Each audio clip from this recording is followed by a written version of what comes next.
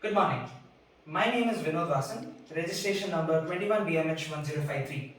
And today, I will be presenting a comprehensive overview of the lane keep assistance system, control system for automotive applications, LKAS and ADAS implementation as part of my third digital assignment for control systems.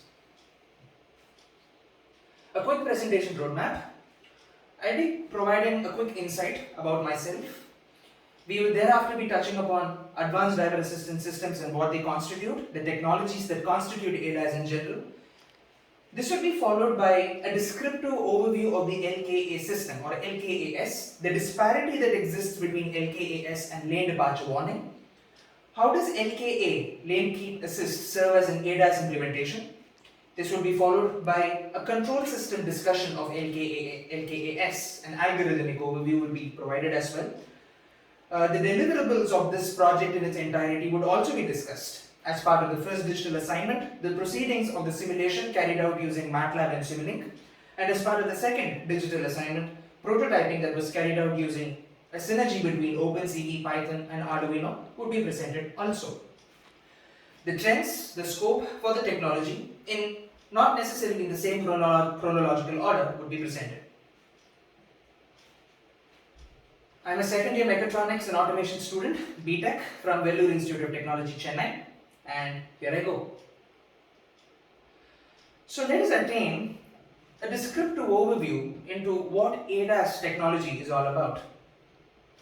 So safety systems, in essence, safety systems that minimize human error during operations of vehicles constitute a general umbrella of ADAS. ADAS systems utilize integrative I, interdependent I, and advanced A technologies, actively or passively, to assist in the process of driving and enhance operational performance. I'd like to emphasize on three specific words here: actively, passively, and assist. Generally, vehicle safety systems can be classified into active or passive safety systems. Those safety systems that come into play well before the vehicle has been involved in an accident are referred to as passive safety systems, and those safety systems that directly constitute the element of safety in the event of an accident in turn constitute active safety systems. But it is important to understand that ADAS systems, the word ADAS in itself, the expansion is advanced driver assistance systems. They aren't to be enforced upon the driver unless and until the circumstances are indeed extraordinary. So their purpose is to assist the process of driving and enhance, in certain cases, operational performance, and in turn promote occupant safety and comfort and the safety of occupants in other vehicles as well. So the basket of equipment that falls under the umbrella of ADAS relies on sensing, processing and actuation. Sensing, processing and actuation through fusion of sensor technologies, or in other words, sensor fusion. The data from different sensors are in turn conglomerated into a single whole. The data that is thereafter been obtained is then made sense of. You perceive this data, you interpret this data, you analyze them, and based on the data you currently hold, you perform your actuation process in turn. And this would be required to develop a virtual perception of the world around the vehicle to either warn the driver of impending adverse situations, or of course under extreme circumstances as required, exercise direct control.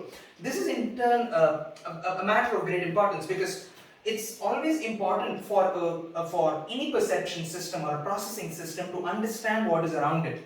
So the actual reason as to why we have perception technologies is to enable the vehicle as a whole to be aware of what is actually around it. So that is what ADAS is all about, and there are numerous systems that constitute ADAS in general. We shall be talking about them in the forthcoming slides. So the generic caveats of ADAS include adaptive cruise control, for example. In adaptive cruise control, a step over or two steps over conventional cruise control is a vehicle not only in certain cases maintains its own lane, which is a major element of this project as well, it also measures or maintains its speed relative to the speed of the vehicle in front of it. This is followed by a very important technology, which of course is the prime focus of this particular project, lane departure warning, which in turn extends into lane keep assist systems.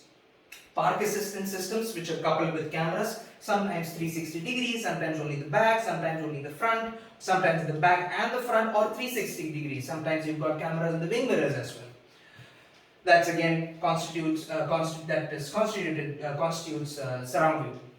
We've got blind spot detection as well. When the vehicle is being driven, there are specific areas that cannot be visualized or cannot be perceived using the mirror, the external mirror. And it's important to incorporate camera technologies and processing power to ensure that there are actually no blind spots. Rear collision warning, again proximity sensors and park assist could in turn constitute the cameos of ADAS. ADAS in general could be extended over 5 levels.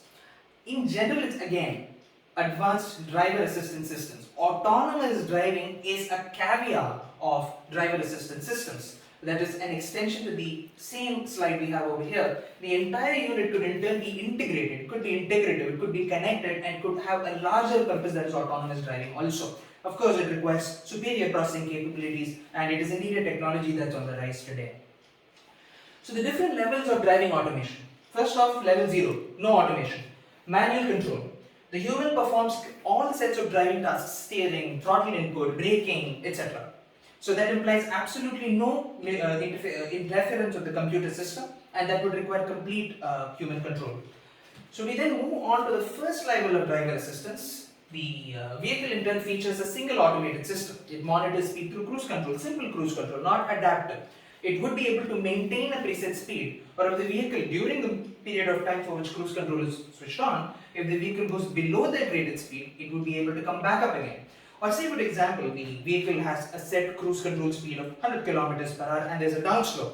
So naturally it has a tendency to exhibit an increase in its speed. As a result, the computer would sense this and it would bring its speed back to that particular domain, especially if the slope is prolonged. We would then move on to the second level of automation in the field of driving.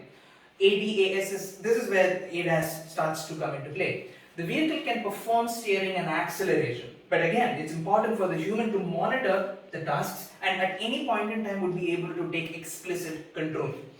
So lane keep assist system in general and adaptive cruise control in a broader perspective generally falls under the second level of autonomous driver assistance systems or autonomous driving in particular. We then move on to the third level, and this is where advanced system monitors the driving environment. Now, till now, it's been the human monitoring the driving environment.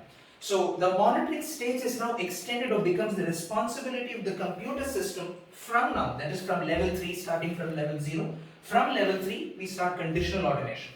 Environmental detection capabilities, perception, sensors, radar, lidar, etc. come into play over here. The vehicle can perform most of the driving tasks, but human override would still be required. It may be required, but yes, it has to be on the go. We then start to slip into what actually ADAS has been presented as a higher level of automation. The vehicle performs all forms of driving tasks under specific circumstances. However, geofencing is required. You would be required to establish a boundary within which it can operate. It could be operational parameters, it could be geographical parameters within which it can function effectively and efficiently. Human override is still an option.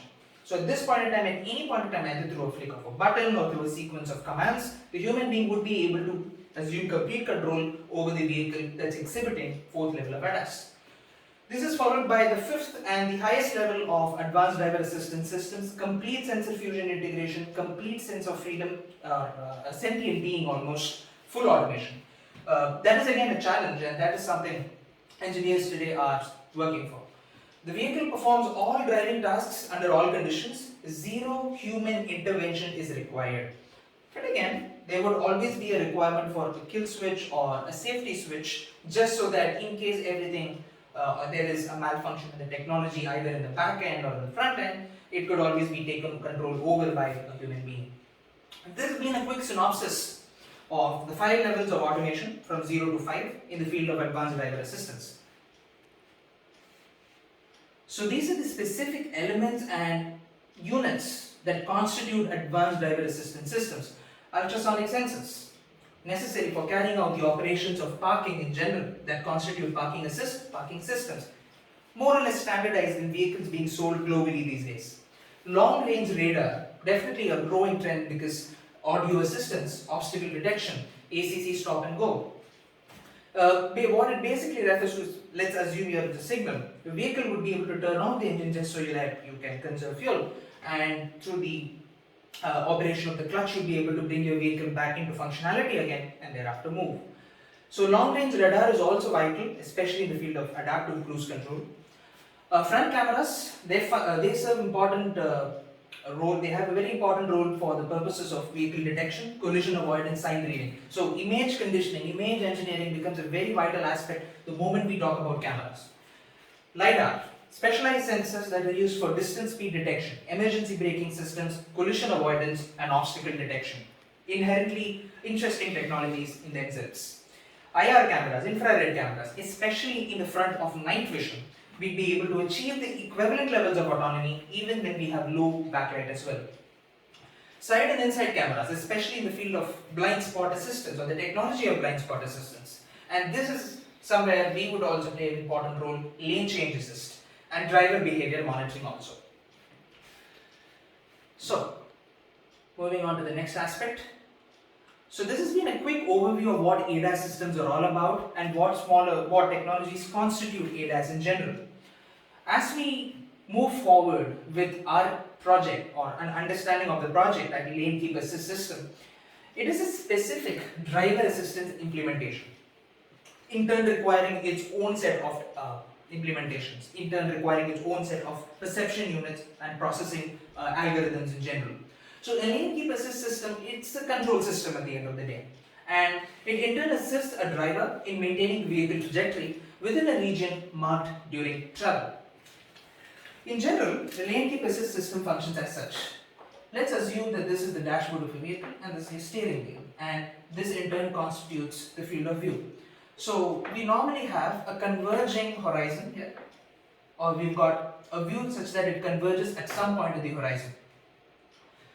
A camera that could either be mounted at the dashboard or that could be mounted somewhere on the IRVM inside rear view mirror, or out onto the grill or the bonnet, the grill or the radiator of the vehicle, or on the, especially when you're shifting lanes, on the outside rear view mirrors, would in turn be able to obtain a perception what's actually in front of it.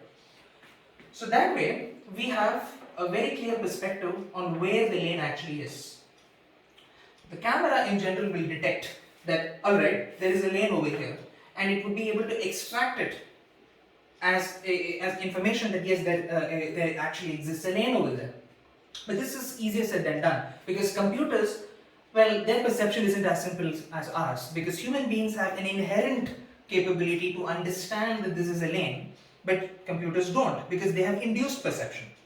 But the principle is simple, because even human beings understand that this is a lane because there's primarily two things. One, they have unique shape, of course, they're rectangular sometimes, they are solid lanes also, but let's consider dash lanes. They extend over an appreciable distance, and vitally they exhibit a different intensity in terms of their color, their general color, with respect to their surroundings. The same intuition is hardwired into the processor which would take care of the lane keep assist system that is in turn inbuilt into the vehicle. So it would understand where the lane actually is, establish a region of traversal or trajectory, and the moment the vehicle moves out of this predefined trajectory, it would execute the warning approach in general, or it would be, as a next step, able to gently tug the vehicle back into its original lane. So it should be able to provide counter steer, but not such large magnitude of counter steer that the driver completely loses control or in turn causes an accident somewhere behind. But at the same time, it should be noticeable so that the vehicle does not violate that lane for prolonged periods of time. And that is an important trade-off to be achieved. So it is ideally closed loop. This is where occupant comfort comes into play as well. The driver would always be providing some amount of steering input to the other. So understanding what is the current steering input versus the required steering input to come back to its original lane is of paramount importance, in order to ensure that comfort, the occupant's safety and comfort is in turn ensured. Now there are certain parameters to be considered. What are the inputs to be considered when we want to execute lane keep assist in general? Certain parameters such as longitudinal velocity, the velocity with which the vehicle is moving in its lane. previewed curvature angle. What is the curvature of the road just in front of it? So the camera has to perform the curvature preview through a series of algorithms inherently or intrinsically, just so that it knows, alright, my road is going to bend ahead. There's a bend up ahead and I have to prepare myself for that. Then of course there's yaw angle. If you take any vehicle, assume that this is a block. We refer to such a block or a vehicle under study as an ego vehicle. An ego vehicle, let's assume, moves in a straight path. With reference to the straight path, consider a perpendicular to this horizontal trajectory, that is 90 degree. The yaw angle is defined as the angle theta that the body of this vehicle in general, or let's say a line passing through its center of mass, makes with a line that could in turn be drawn as such. So exercising control over the vehicle by considering the parameters such as longitudinal velocity, previewed curvature angle, yaw angle, and for extrinsic safety, again, current steering angle as input by the driver also is important. So it is an active system that enables passive vehicle safety. Why do they call it an active system? Because preferably it is always monitoring everything that is happening around it. It is constantly taking an input. Of course, it could be overridden by the user also if required, but ideally it is an active system just so that even under extraordinary circumstances, it is ready to kick in. It constantly monitors the movement and the position of the ego vehicle with respect to its current lane. So LKAS detects vehicle departure from its native lane, the lane to which it is currently confined, and autonomously, but again, I mean implicitly, thereafter it means without human intervention, adjusts the steering to retain the original trajectory and position. But again, an ideal LKAS set of paradigms are important to be considered also. First off, we would require persistent perception and monitoring, all around view. Secondly, it is important for the system to understand that the occupant is the master, but not always. The LKAS system cannot randomly kick in when you are in sudden traffic, but at the same time, the LKAS system cannot remain switched off always. There might be extraordinary circumstances where the system has to kick in, even though there might be cases where the driver is the master. So there must be some condition where the system also takes an important role. Thirdly, it's important for the vehicle to constantly monitor its current status. There should be two kinds of perceptions going on. What is its current state of being, and of course, what is its understanding of the environment, and in turn generate a fused view. Fourthly, if we are to focus on occupant comfort, the response has to be smoothened, but timely. It shouldn't be extremely delayed such that there's absolutely no point of an LKA system, but it shouldn't be so rapid or so abrupt that the occupant feels the jolt within the vehicle. Fifthly, robust detection capability. The LKA system ultimately banks on perception to start off with, and it's important for the perception algorithm, especially that banks on the computer vision technologies, to have a very clear training or an understanding of what is a lane and what isn't.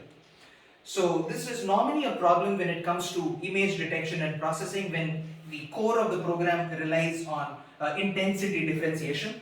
So using the appropriate filter, appropriate magnitudes, appropriate intensity classification, thresholding, etc. would be in turn required, and that would in turn ensure the robustness of this detection.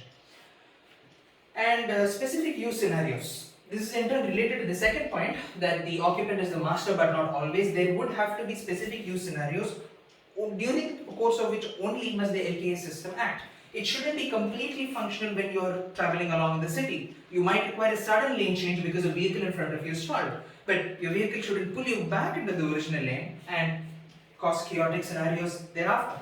So the system should always have an override control, but there should in turn be an inbuilt functionality that it should kick in under very exceptional or extraordinary circumstances.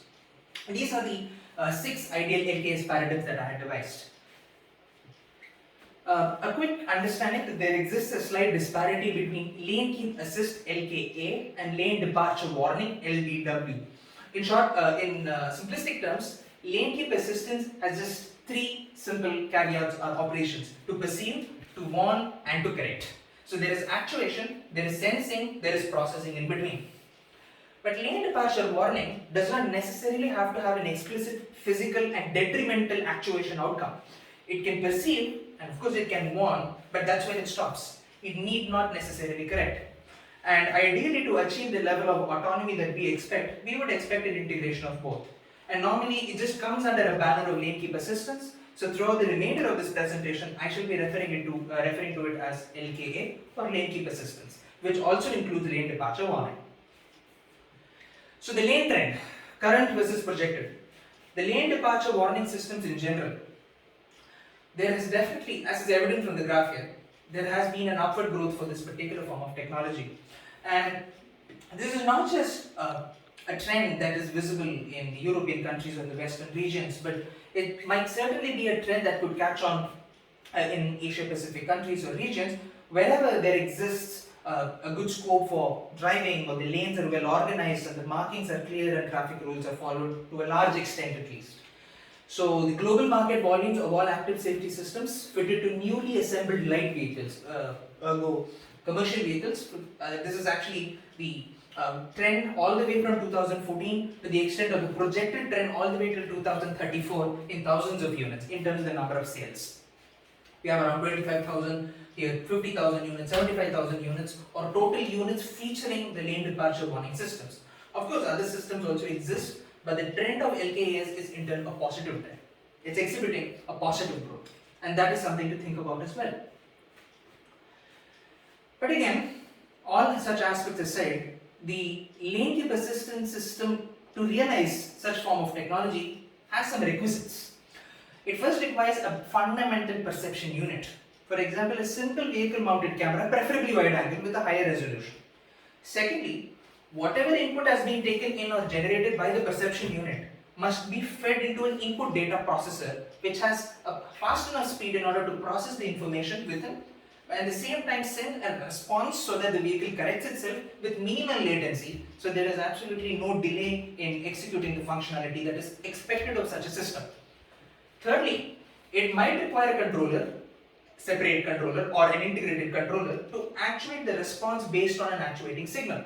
If, let's assume, the center offset of the vehicle currently goes beyond either greater than or lesser than an appreciable value or a range for threshold value, it's important for the actuating signal to be sent to the actuators in turn to control the movement of the vehicle in turn. Thereafter, a separate or integrated processor, it could either come under one conglomerate whole, or they could stand as two separate units to perform image conditioning, processing and numeric computations. It actually starts off with the perception unit. There would be an input data processor, which is the same as the last point, and thereafter send an actuating signal to the controller, or the actuating signal originates from the controller to in turn send it to the actuators, which would be performing the required response or activity based on the program. So, basic approach for lane keep, it has been broken down into its simplistic elements. If a vehicle is centered in its lane, it's good. It continues to move on. But if it isn't, then the lane departure system is going to warn the driver and thereafter exercise corrective control. So, perceive is the first step, the most fundamental step. You then move on to the step of extraction of information from the outside world. You then condition the information that you have extracted. You then perform the required or the requisite computational processes. Based on the computational processes, and let's assume that the computational process results in a single value, and let that be the center offset of the vehicle, you compare the current center offset with the threshold value and see how well it compares with such a unit.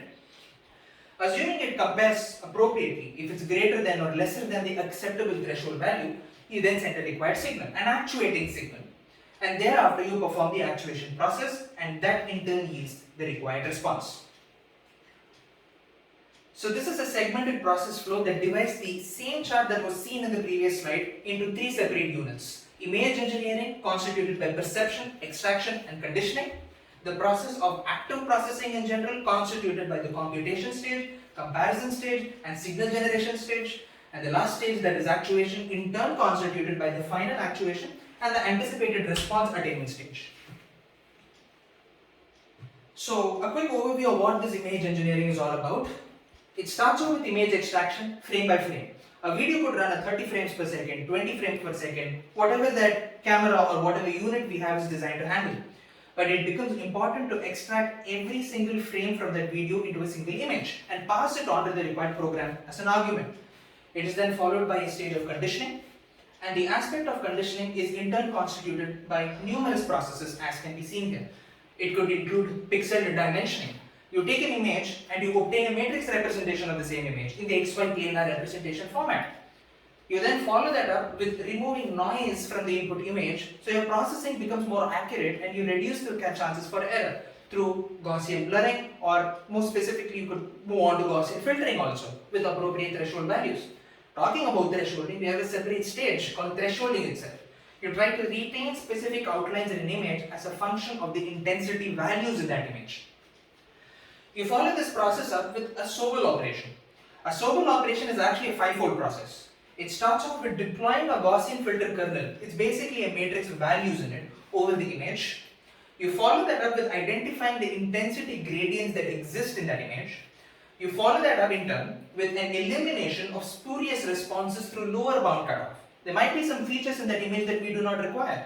There might, as a result of the intensity variation. We will then move on with a process called double thresholding and hysteresis edge tracking as well. This is generally followed up with a trapezoidal region of interest determination. This is really important.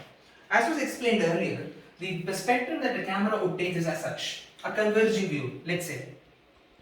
But in order to ensure that you have a region of interest that is matching this shape, a computer has to, or the processing unit should in turn transform this into a bird's eye view, as if a view that is just directly overhead, and these are the lines. So we start off by constructing a trapezoidal region that converges over this particular area where the lane is supposed to be. We perform a perspective transformation in order to obtain a bird's eye view. Based on the parameters of this bird's eye view, we manually induce padding, by virtue of which we explicitly define, again, in the algorithm or our program, a region of interest that pads this area in turn, and then retransform this back into the original perspective and overlay it on the original image. So that way, we would be able to take a lane which is as simple as what we view. Let's assume this is before conditioning, and after conditioning we move on to a stage where the lane still exists, but you see a green colored or an appropriately colored overlay that says that yes, this is my region of computation and my region of interest. So this falls under the banner of trapezoidal ROI determination or region of interest determination. And thereafter, of course, perspective transformation into a bird's eye view. You pad it and you overlay back this region of interest onto the original image and feed it back into the video feed that the user might be viewing. The processing essence. Effectively, the center offset calculation could be an effective algorithm used for this purpose, and a pivot point comparison with an actuation threshold also. A quick overview. You start off with a set of predefined processes that generate a center offset value. You then couple this with the feedback from the output at a summation point to generate an error signal. Based on the current value of the error signal or instantaneous value, you check if it's lesser than or greater than the threshold value. If yes, you execute one set of actuation commands or send one set of actuation commands serially to a controller, or another set of actuation commands if the response is no to the controller at the end of the day. And a portion of the output of the controller is sent back as a feedback, constituting a closed loop feedback system. Thereafter, the response is allowed to percolate into actuation control. So actuation could be in form of a steering response. A haptic feedback or a vibration in the steering could initially be the way to go forward. But if the driver doesn't respond to such haptic feedback after a certain period of time, the system might be obliged or might be forced to take corrective measures by itself and push the vehicle back into its original condition. Lane shift indication, the indicators might get turned on as a result. Audible driver warning chimes, a simple input-output mechanism. Throttle control could also be altered accordingly. A reduction in speed could be exhibited, or if the circumstance is extremely adverse, the vehicle could understand where it stands currently in the, let's say, an extremely crowded environment, or even correct its trajectory appropriately into the best possible lane. And of course, a driver behavior log maintenance. All of this information as to what is your current driving trend could be logged somewhere centrally, either locally or natively into your system, or if you're in turn connected to the internet, if your vehicle is connected into the internet, in the cloud. For example, just so that you could review the driver's behavior and driving characteristics even after a certain period of time. So lane keep assistance control system, stage 2, simulation with respect to the digital assignment. A quick overview. The requisites and the proceedings. The simulation of a prototype lane keep assistance was carried out using the software MATLAB, Simulink registered. The proceedings of the same have been presented in the form of a separate report.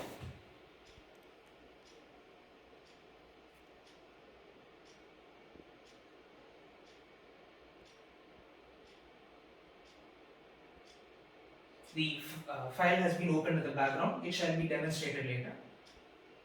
A quick overview of the simulation architecture. So it's a lane keep assist system with departure warning signal model. So we've got two basic subsystems here, as can be also examined from the Simulink bench flowchart. A lane assist subsystem, and a vehicle environment and environment simulation subsystem. So the entire process of a vehicle violating its lane to the expected output of the vehicle system maintaining its lane is completely simulated in Simulink. So we have three important caveats that fall under the lane assist subsystems aspect. We have lane center detection. You have to know what the center of the lane is. You have to appropriately estimate the lane center. You might have to determine the lane offset. The safe lateral offset can also be provided. For the purposes of the simulation, the unit value was selected and it has been permanently enabled. Lane keep application is also important. So that's where the vehicle begins to actuate its commands based on the driver input also. So the Simulink control system subsystem view has been provided and the model paradigms have been individually provided as well. Moving on, system prototype. So this has been an overview of the simulation model developed in general using MATLAB and Simulink. So an entire virtual environment was recreated in Simulink using the virtual driving scenario designer add-in or plug-in or app, and the motion of a vehicle was appropriately examined also. The prototyping of the system, the lane keep assistance and departure warning system test rig, was in turn employed to demonstrate this system in real time. Version 1.2 of course. I enclose here with a few photographs of the developed system or software. In effect, I've got the same model here as well. The principle of the system includes or encompasses a perception unit, the camera that takes in the feed. It encompasses a central processing unit and a group of actuators. We've got throttle control devices and we've got steering control devices as well. So based on the vehicle's positioning relative to the center of the lane, if the vehicle deviates from the center more than or lesser than, or let's say more than absolute value than a certain acceptable amount, a command is sent from the processing unit, that is the computer system, to a central processing unit here, that in turn commands the actuators to change its actuation response appropriately. So let's say you've got a vehicle and the vehicle deviates with respect to its yaw angle as such, then the requirement for the vehicle would be to get pushed back into its original lane. So the servo angle here will in turn adjust its steering angle such that it pushes it back. It would rotate in this direction. It would rotate in this direction. But at the same time, if the vehicle were to move as such and the yaw angle currently is as depicted here, then the servo angle's current requirement or the servo's current requirement would be to push it back in this direction. The LEDs in turn serve as the representation of a warning system, and appropriately the speed control would be executed or exerted over the DC motors employed in this model as well. OpenCV was utilized as the prime approach for image processing and engineering in general. Python was the fundamental programming language deployed, and a serial communication between Python and Arduino at an acceptable baud rate was carried out. Arduino Uno was utilized for a general prototyping purpose, coupled with an integrated or a surface or a mounted L293D motor driver IC shield. This is what lane keep assist test rig is all about. A documentation has also been attested in succession.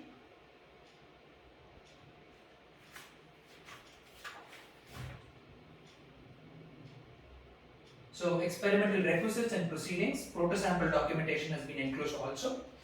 A video link of the same has also been attached and would be shared as well.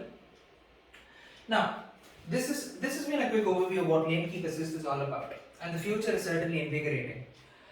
It is my belief that the lane keep assist systems in turn serves as an element of adaptive cruise control also. But again, it's just one of those caveats of adaptive advanced driver assistance systems. The current trend for the vehicle human-machine collaboration is on the rise, and with increase in capabilities of sensor fusion technologies on relatively lower end devices, by utilizing alternative modes for perception, let's say, changes in perception technologies, the scope for growth in the perception field especially could rapidly boost our requirement or adaptation of ADAS in global markets. So, on that note, a quick overview of the documentation involved with this purpose in specific.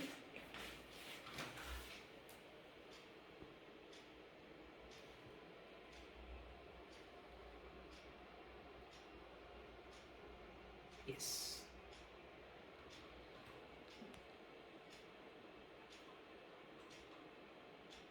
So the lane keep assist test rig, a descriptive overview has been provided in this document. Introduction has been provided as well. So a brief list of materials employed to constitute the setup. Logitech 720p standard web camera. A metal gear servo motor was utilized for this purpose, it was robust. An R3DIP Arduino Uno microcontroller with a detachable Atmega 328p IC chip, an L293D motor shield driver, and 0.56 or 0.5 to 6 volt high torque DC motors.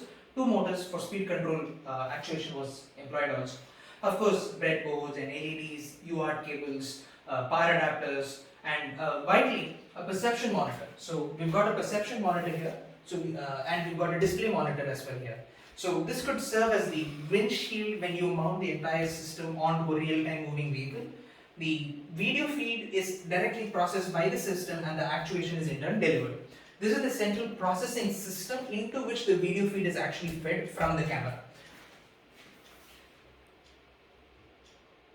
So we had employed, I had utilized Python 3.8.2 directly on the IDLE shell environment, coupled it up with serial communication through PySerial package with the Arduino IDE in turn.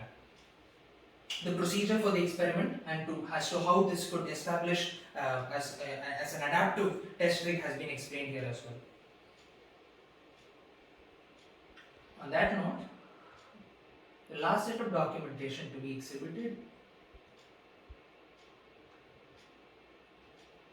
Yes.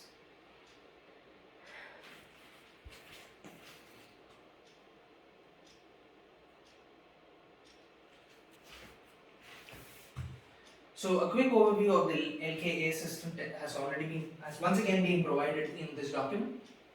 A synopsis has been provided also, and a subsystem analysis. So the overall system encompasses the vehicle environment block as was shown in the flowchart.